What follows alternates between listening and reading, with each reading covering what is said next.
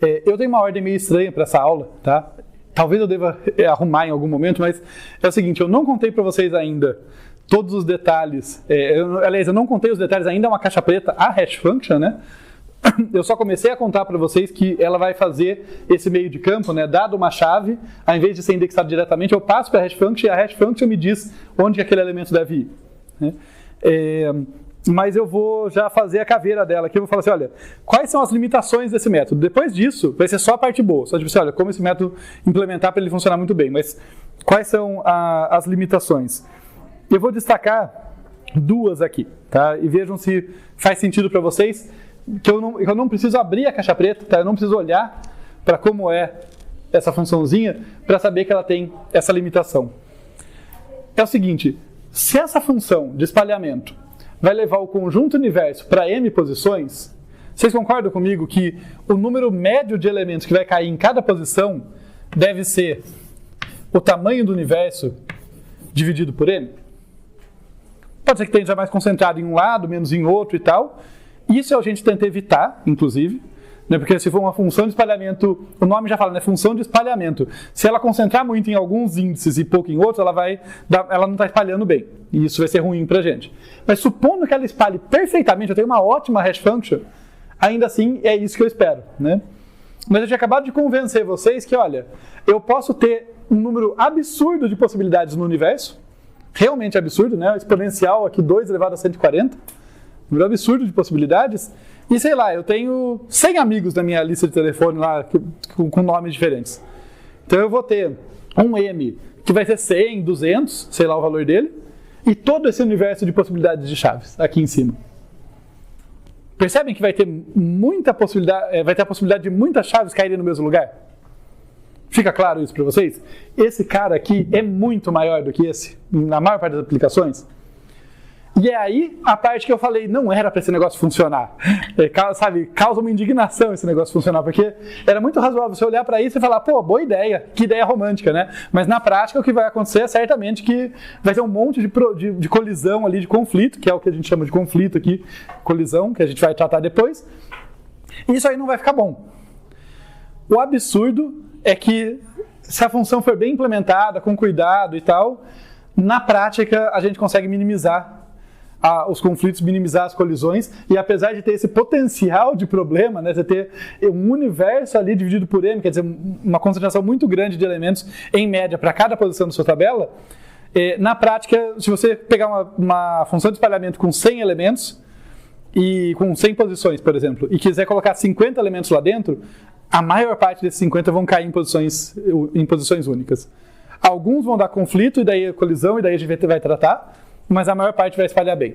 Então, a parte que eu nem sei explicar para vocês, confesso, tá? O que eu sei é que funciona assim. Mas assim, por que funciona? Por que apesar desse potencial de conflito, o espalhamento dá tão certo e na prática ela funciona? É algo que a gente verifica empiricamente, e certamente tem um pessoal de teoria dos números que estuda funções numéricas e tal, sabe muito mais do que eu nisso, e poderia dar mais intuição do porquê. Mas para o nível que a gente está estudando aqui de algoritmos, basta saber que assim, olha, é um recurso que dá certo. Poderia ter esse problema aqui, tá? Poderia ter um monte de chave caindo no mesmo lugar e o espalhamento ser péssimo. Na prática, você pega uma função bem implementada, muito difícil acontecer isso. Tá? Tudo bem? Eu sei que está um tanto vago, tá, gente? Mas eu estou tentando... Como eu falei, talvez eu devesse mudar a ordem de algumas coisas, mas tentando dar a intuição para vocês dos prós e contras desse método. Então, um dos contras é esse, sabe? Para as outras funções, a gente fala de garantia de pior caso, né? Para mostrar o contraste para vocês. Assim, quando a gente provou, lembra que a gente provou que limitou a altura máxima da árvore AVL? Que era no máximo 1, a gente limitou por 2 log de n, mas dá para limitar até por mais do que isso. Quando a gente fez aquilo, a gente estava provando que, olha, qualquer árvore AVL que faz o que promete, faz as rotações direitinho, cumpre o que promete, vai ter no máximo a altura 2 vezes log de n. Ou, se fizer a análise mais justa, 1,44, 1,45 vezes log de n. E daí a eficiência de qualquer operação de busca, inserção, remoção ou outras vai ser proporcional a isso. Qualquer árvore AVL. Pior caso é esse, nenhuma árvore AVL vai demorar mais do que esse número de passos para eu encontrar qualquer elemento nela. para qualquer n, para qualquer tamanho de número de elementos. Aqui eu não consigo dar essa garantia para vocês. É por isso que eu estou insistindo tanto nessa parte da intuição, e na prática funciona, mas fazendo essa ressalva, porque na prática, na imensa maior parte das vezes, vai ter comportamento constante, vai ter um custo constante. Na prática, vocês me perguntarem qual que é a eficiência de pior caso? Péssima. Porque eu não consigo garantir para vocês que todos os meus elementos, percebem que esse cara aqui é muito grande, dividido por n, ainda dá um número muito grande. Todos os meus elementos que eu estou realmente interessado podem, pelo mero acaso, por um azar, serem mapeados para a mesma posição da tabela. Né? Eles cabem aqui em U dividido por m, é muita gente. Todos os meus elementos podem estar lá dentro. Isso vai acontecer? Muito difícil. Se a hash function for bem implementada, muito difícil. Eu te dou uma garantia de que isso não acontece? Não consigo te dar essa garantia. É esse contraste que eu estou tentando fazer. Tá? É estranho, né? E a outra coisa que eu falei também, eu já dei spoiler disso, a gente não mantém os dados ordenados aqui. E o motivo é exatamente a hash function. A hash function, o nome de função de espalhamento, ela vai pegar o elemento, sei lá, que tem chave 10 e vai colocar na posição 542. Daí o elemento tem chave 11 na posição 12. Por quê? Porque ela está espalhando. Ela não se propõe a deixar ordenado. Né? Ela tenta espalhar o máximo possível. Tá? Então os elementos lá dentro do meu vetor não estão ordenados.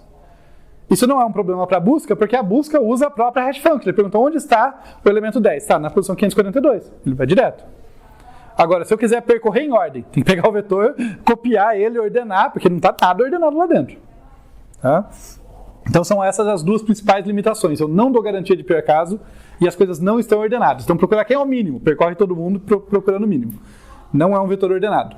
Tá? É um vetor que tem uma certa organização, mas é uma organização bem esquisita.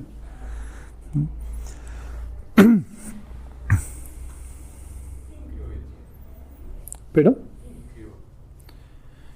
Ótima pergunta, eu não sei. Olha! eu não sei. E eu vou especular dentro da minha ignorância aqui. Eu acho que esse tipo de função, esse tipo de comportamento, já era conhecido em outras ciências naturais, de função que fazia isso e ter esse tipo de resultado na prática. E daí, por isso, ela foi adaptada para a ciência da informação, ciência da computação. Então, talvez por isso que não tem, tipo assim, foi igual a árvore AVL. Foram esses caras que fizeram o paper e tal. Talvez seja uma coisa, tipo, uma função que já era conhecida em outra área e simplesmente alguém usou ali. Mas isso eu especulando. Eu realmente, talvez tenha um autor e eu só sou ignorante sobre isso. É possível mesmo. Mas talvez fosse um conhecimento já de outra área que a gente adaptou e daí não tem o autor publicado ali, o primeiro artigo que propôs. Mas boa pergunta. Professor, eu tô olhando aqui, tem um cara da IBM em 53 que escreve um memorando interno sobre usar hash com encadeamento. Tá, o encadeamento é o tratamento de conflito, é um dos tipos. Tá, ok. Então, até que encontrem um mais velho, deve ter sido esse cara que criou.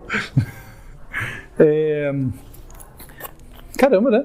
Realmente, eu nunca tinha me perguntado isso, olha só. Às vezes a gente passa batido, né? Mas obrigado pela informação.